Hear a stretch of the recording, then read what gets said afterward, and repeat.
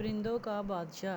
کہتے ہیں کہ کسی زمانے میں پرندے انسانوں سے زیادہ عقل مند ہوا کرتے تھے۔ انہیں کسی بادشاہ کی ضرورت نہیں تھی اور نہ ہی وزیروں کی، جو بادشاہ کو مشورے دیتے، اور نہ ہی انہیں پرندوں کے کسی ایسے جرگے کی ضرورت تھی جو مل بیٹھ کر ان کے لیے قانون بناتے۔ ان دنوں میں جب بھی پرندے اکٹھے ہوتے تو وہ ایک دوسرے سے خوشی خوشی گپیں ہانکتے اور بتاتے کہ کون پیدا ہوا ہے اور کون مر گیا ہے، کون سے پرندے کے بچے یتیم ہو گئے ہیں، اور وہ قوانین بنانے کے بجائے اہم مسائل ایک دوسرے کو بتا دیتے تھے۔ ان کا قانون ایک ہی تھا، محبت اور دوستی کا قانون۔ نہ انہیں نفرت کا علم تھا اور نہ غصے کا۔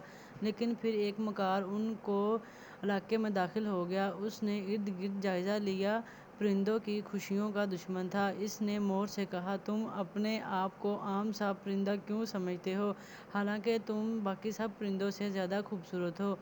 مور اس کی لچھے دار باتوں میں آ گیا اور بڑے فخر سے خود کو تالاب کے پانی میں دیکھنے لگا۔ پھر وہی شخص عقاب کے پاس گیا اور اسے کہنے لگا، تم یہ مریل سے پرندے کوئل کو اپنا دوست کیوں سمجھتے ہو؟ کیا تم باقی سب پرندوں سے زیادہ طاقتور نہیں ہو؟ تم بادلوں سے بھی اوپر اڑنے والے ہو، تم آسانی سے اپنی چونچ سے اس کے ٹکڑے کر سکتے ہو۔ عقاب اس کی باتوں میں آ گیا، وہ اڑ کر گیا اور اپنی چونچ اور پنجوں سے کوئل کا گھونسلہ تہس نہس کر آیا۔ اسی طرح آہستہ آہستہ وہ مکار پرندوں کے بیچ دشمنی کے بیج بونے میں کامیاب ہو گیا۔ پرندوں کی پرامن سلطنت جنگ کا میدان بن گئی۔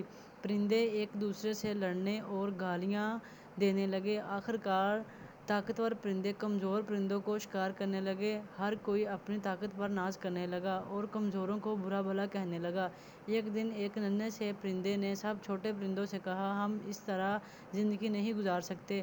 وہ سبھی عقاب کے پاس چلے گئے اور اسے کہا، ہمیں انصاف چاہیے، آپ سب سے طاقتور پرندے ہو، بہتر ہو سب پر حکومت کریں تاکہ کوئی کسی کے ساتھ زیادتی نہ کر سکے۔ عقاب خوشامد پسند تھا، فوراً مان گیا، لیکن پرندوں کے جانے کے بعد وہی مکار عقاب کے پاس آیا اور اسے کہا، بادشاہ تو ہوتے ہیں عوام سے خدمت کرانے کے لیے ہیں، تمہارے پاس وقت کہاں کہ تم ان احمقانہ لڑائیوں میں صلح کرواتے؟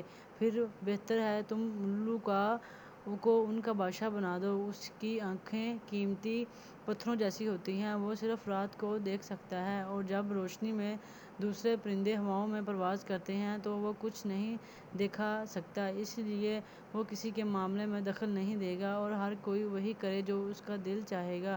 عقاب کو یہ ترکیب بہت اچھی لگی۔ اس نے الو کو پرندوں کا بادشاہ بنا دیا۔ الو دن کو سویا رہتا اور رات کو جاگتا۔ جب باقی پرندے مزے سے اپنے گھونسلوں میں سوئے ہوتے ہیں، تبھی تو آج تک وہ پرانے امن والے دن پرندوں کی سلطنت میں نہیں لوٹے اور وہ آپس میں لڑتے رہتے ہیں۔